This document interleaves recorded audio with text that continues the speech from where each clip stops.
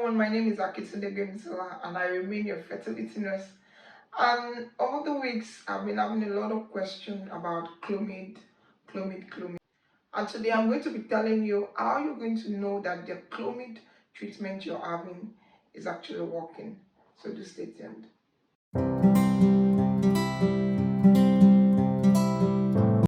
Welcome back. And so in one of my videos, I actually dropped a particular video about Clomid and its uses. And over the times, all these questions, so I'm going to be answering one of these questions today, and that is how to actually know if you are responding to this treatment. And the number one thing to know whether you're responding to this treatment is by checking the progesterone level. So the progesterone level, an increase in the progesterone level actually indicates that the person has actually ovulated. And why is this so? In one of my previous videos, I talked about the ovaries, how it releases the egg, and what hormones are actually involved. So the ovaries producing the eggs on the particular day that they are supposed to mature, they get to that stage, they release estrogen. This estrogen actually helps to prepare the endometrial lining, that is the bed where these babies are going to be implanted. And when the ovaries release this egg in the body, the follicle that is left actually becomes the corpus luteum. So this corpus luteum actually produces that progesterone hormone in the body, and it produces it in a very large quantity, a very high quantity. So at that point whereby if this woman is using the Clomid, if she has ovulated, it is expected that her progesterone level would be high because the corpus luteum is there to produce enough progesterone that helps also the estrogen, works hand in hand with the estrogen. They both help to ensure that a proper implantation actually occurs if there is no other indications for any other problem along the line. And so that is why this woman would have to check her progesterone level on the day 21 to be able to know that okay, she has ovulated. The number two way of checking if this Clomid is actually working is by doing a pregnancy test.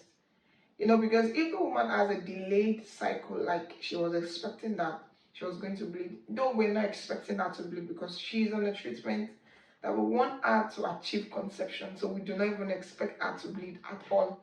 So if she missed a period for that month and she does the pregnancy test and she discovers that there are two lines, whether through the strip or the blood test, and it's indicating that she's pregnant, at that point we'll know that yes, this Clomid treatment is actually working well, and at that point she can go and see a gynecologist. And if the pregnancy test is actually negative, this means that the Clomid treatment for that month did not work. She has to start another one with the new cycle that she's seeing. Yes, it is possible for a woman to do more than 2 cycles of Clomid treatment. It is not just once. Yes, you can do more than 2 cycles of Clomid treatment in order to ensure that she gets pregnant. And this is where the medical team also come in play. In my last video, I actually mentioned that it is actually advisable you go to see the doctor and he follows you through the procedure, because at some point they need to monitor the ovaries to be sure that okay, we have just a good number of follicles, which is ranging from 1 to 3, not maximum of 1 to 3, not more than that, because we do not want a very high risk on the mother and the baby, because having like 6 follicles developing and if pregnancy occurs, that would be very risky for the woman, very risky. So if she's doing the monitoring scan with her doctor and at that point the doctor knows that okay, she has ovulated, maybe she used the HCG to trigger or she did not, and she ovulated naturally, but what happens if she did not ovulate? At that point, maybe her progesterone, they did the progesterone level and the progesterone level is still low. So the doctor can actually advise that the dose be increased, but just ensure that you do not increase the dosage of your Clomid cycle yourself. There is no drug that you're going to take that does not have its own side effect. Yes, it might be a very mild side effect. Clomid has a mild side effect like that of a premenstrual symptom or syndrome. So, but if you're going to increase your Clomid treatment yourself, you might not be able to measure the level at which the risk that might come hand in hand with this drug. But if it is with your physician, the person can be able to help monitor properly and ensure that you do not have a high risk in your Clomid treatment. Then a quick recap of what I just mentioned about how you would know that your Clomid is actually working is one, by your progesterone level, a positive pregnancy scan, and also a follow-up from your doctor. And this is very important.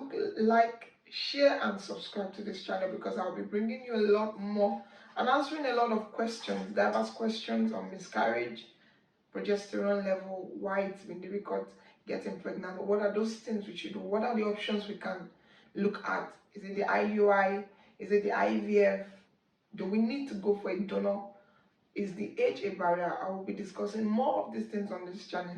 Just ensure you stay tuned, and thank you for watching.